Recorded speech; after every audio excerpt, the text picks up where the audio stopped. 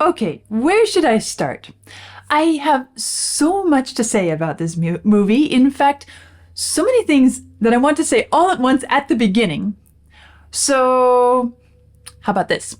I love this movie. How's that? And before I say anything else, please, if you haven't seen it, do pause this video, sit comfortably for 2 hours, and watch the movie. I highly doubt you will regret it, and I would hate to spoil it for you. While you're doing that, let's see if you remember this.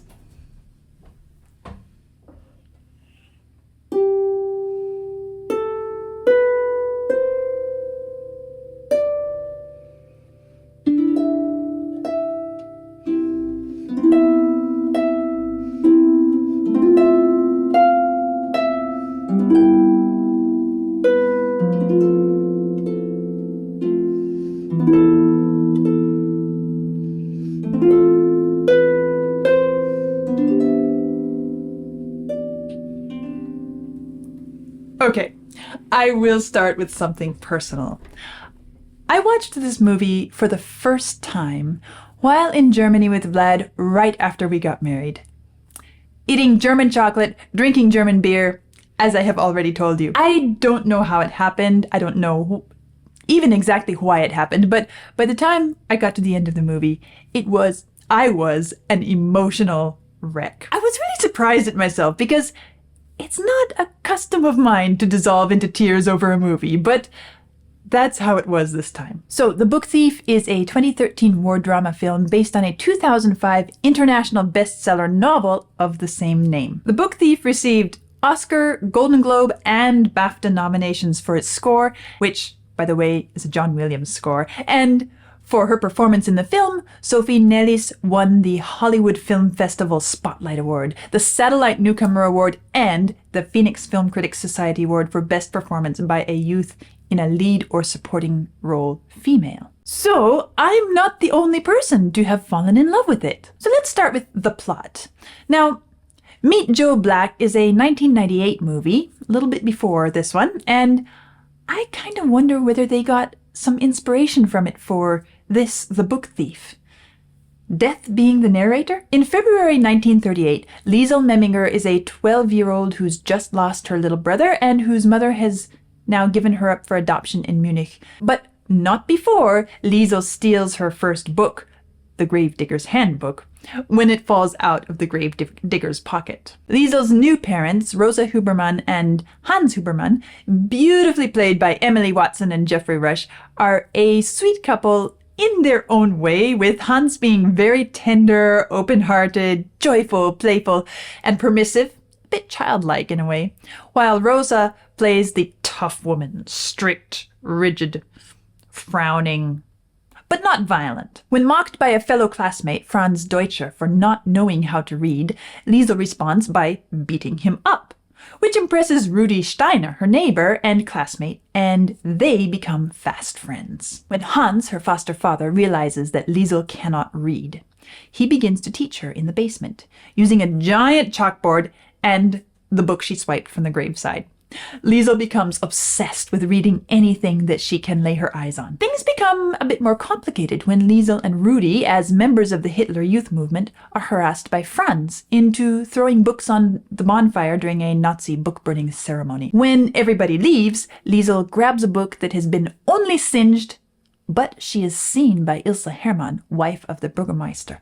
When Rosa asks Liesel to take the laundry to the mayor's house, she realizes that the woman who saw her taking the book is the mayor's wife. Surprisingly, Ilse takes Liesel into their library and tells her to come by any time and read as much as she'd like. One day, the mayor finds Liesel reading in his library and not only puts a stop to her visits, but dismisses Rosa as their laundress as well. At that point, we're introduced to Max Vandenberg, a young Jew who escapes Kristallnacht and finds shelter in the Hubermans' home. Their mutual hatred of Hitler ignites friendship between Liesel and Max. Max is moved into the basement and becomes very ill. Liesel helps him recover by spending every spare moment reading to him out of the books borrowed from the mayor's library. Rudi finds out about Max from a journal Liesel carried with her, but proves to be a trustworthy friend and fights Franz to keep the journal safe. Because Hans steps out trying to prevent a Jew from being arrested, he is summoned by the army and has to leave. That's when Max leaves just to protect the family. After a while, Hans, being injured, returns home. But one night, when the air raid sirens fail to go off, Hans, Rosa, Rudy's family, and Franz are all killed during a bombardment. Liesel survives because she fell asleep in the basement while writing in the journal gifted to her by Max.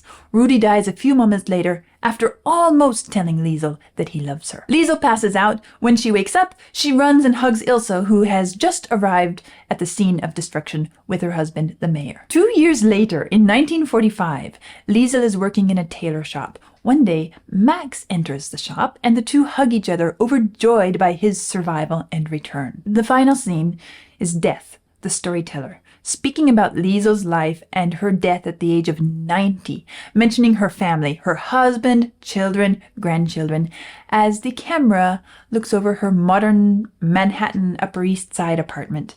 And that is how we find out that the little illiterate German girl has become a renowned author, a cultured woman who loved art, literature, music. So now that we have the plot fresh in our minds, let's start by looking at the best scene. Now, this was a hard decision for me because there are quite a few great ones. But I decided the scene which sums up the entire movie and really catches the spirit is the Christmas night in the basement. Liesel runs down the stairs and gives Max that day's newspaper, which is announcing the news that the German troops are advancing on the Eastern Front. Max, of course, becomes sad, which then causes Liesel some confusion. Aren't we winning the war? Max, who hasn't been out of the basement since God knows when, diverts the discussion. Where's my weather report? Liesel pulls out of her pocket a snowball. Max is speechless. He reaches out his hand as if he's just found water in the desert. He stares at the snowball in his hands and then turns to Liesel saying, You're full of wonders. And that is how a wonderful night kicks off. I've got an idea. Secretly, she starts carrying snow into the basement, but Hans smells that something is happening and sees the traces on the floor. He follows Liesel down to the basement to find both of them sitting beside a pile of snow. And would you know it, the next thing we see is Hans carrying snow with Liesel, but now big time, using large metal buckets. Next comes Rosa's turn to smell that something is going on. Down in the basement, we enjoy an honest-to-goodness snow fight, Hans having a bucket on his head for a warrior's helmet, using some tin for a shield, and Scream whispering, I have no more snow! And while Liesel is joyfully saying, Get him, Max! Rosa is descending the stairs, thundering as usual. Hans successfully aims at her, and the game continues. The next scene finds all of them sitting around a snowman down in the basement, with Hans playing Silent Night on his little accordion. This is the stupidest thing that I have ever done, says Rosa. And now listen to what Hans replies. And look how happy you are. If we could only dare to engage in the stupid things that are sometimes around us, just waiting for us to engage simply to make us happy. And then Liesel. This is the best Christmas. Max? This is my first Christmas. To which Hans could not help but answer, Now you know what you've been missing out on. And Max's Christmas gift for Liesel, which is itself another great scene. Now, why is this the best scene for me?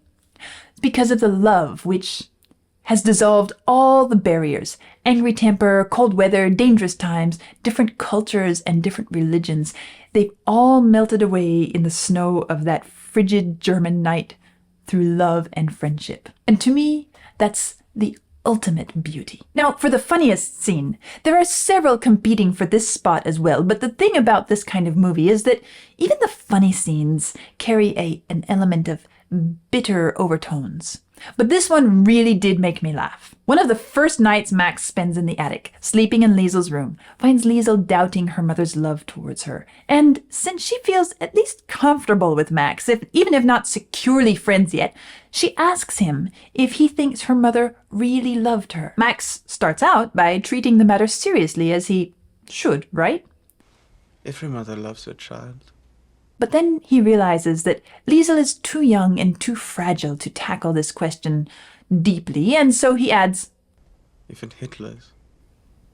And that's how the funniest scene starts. Do you think she writes to him? Max is a bit puzzled, but then he gets an idea and his face lights up. Dear Führer, just wait until your father gets home. Love, Mama. Love, Mama. Liesel instantly gets into the spirit, of course, and picks up the game. Dear Führer, clean up your mess. Don't you love her innocence? Then Max. Dear Führer, who cut your hair? Did you hear that? Who cut your hair? It's so good. You're not going out in that, are you?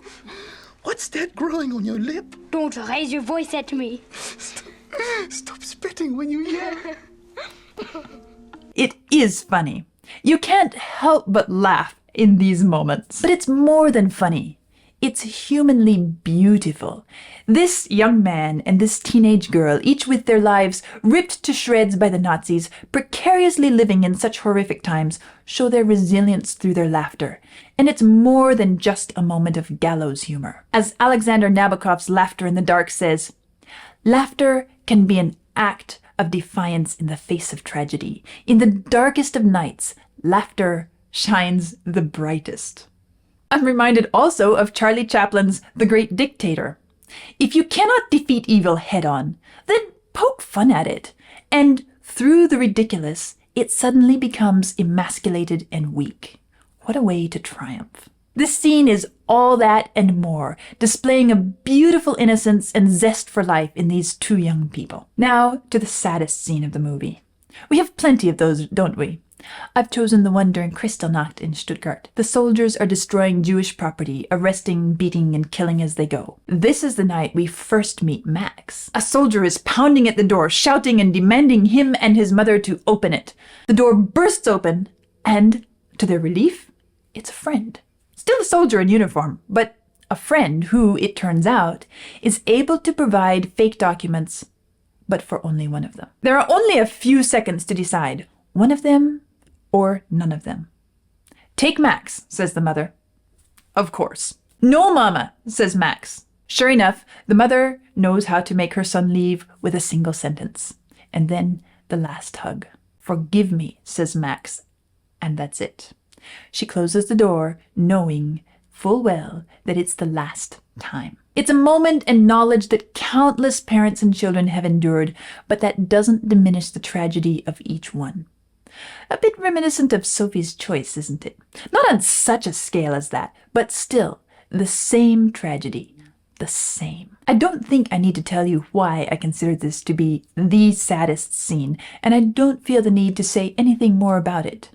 But we can never forget. What's the most unexpected turn in the movie? This one surprised me. After the Christmas snowball fight, Max gets very ill, delirious, and they don't know whether he will survive or not. We're not told how long, days, weeks, that he continued like this, but the way that it's presented indicates that it wasn't a brief time.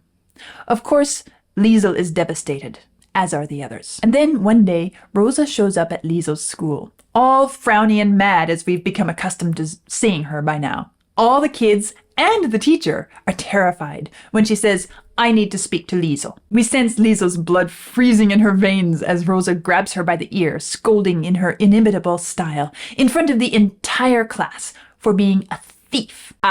Rosa knows her own reputation, and she exploits it brilliantly. She hauls Liesel into the corridor where they can be just the two of them, presumably to continue the discipline, and then whispers to Liesel, I'm sorry. Liesel, in spite of the assault, senses a charade. It's Max, isn't it? And it's clear that she's assuming the worst. Rosa hands the picture of Liesel's brother to her, the one that she'd given to Max. He said that this belongs to you. Who said? And then Rosa breaks the news. He woke up. He's going to live. Now, I didn't really expect Max to die, but Rosa fooled even me. I truly believed that she was on a disciplinary mission in this scene. The funniest line must go to the sweetly funny character Hans. He has quite a few good ones, starting with Your Majesty when he first meets Liesel, that moment when she didn't want to step out of the car. But the funniest line is at the end of the dialogue between him and Liesel just after they finish reading her first book. the one she'd stolen at her little brother's funeral.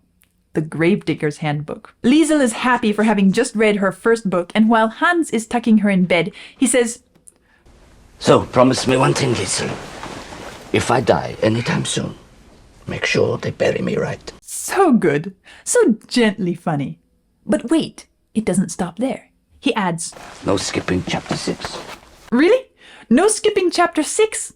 Of course, we don't know what chapter 6 was about, but that's completely irrelevant. Hans is adorable and such a bright spot in Liesel's little life. Now, the best line goes to Liesel. Hans has returned from the front, wounded. He sits at the table with Liesel, congratulating her for the bravery of stepping into a column of Jewish people walking down the street, while frantically searching for Max. Then, Liesel tells Hans that she cannot help but think about Max, to which Hans replies that he doesn't understand the meaning of everything Max went through and everything they did for him. To which Liesel answers, We were just being people. That's what people do. yes, that's what people do. That's what people do. I want to be a people. I hope that I can always be one. I aspire to that kind of beauty. What a beautiful movie. It's sweet and uplifting, pointing us towards the beauty of the human element at every turn. And the abundance of small touches keep it from being merely a historical movie. It's good, safe for a family with children. Actually, if anyone were to ask me to recommend family movies, this would be at or near the top of my list. And you can count on my own little Liesel becoming familiar with the story of her namesake as soon as she's old enough. I sincerely hope she falls in love with it. Let me know in the comments below what you think about this movie. Like and subscribe for more. And this is Amy's cut on The Book Thief.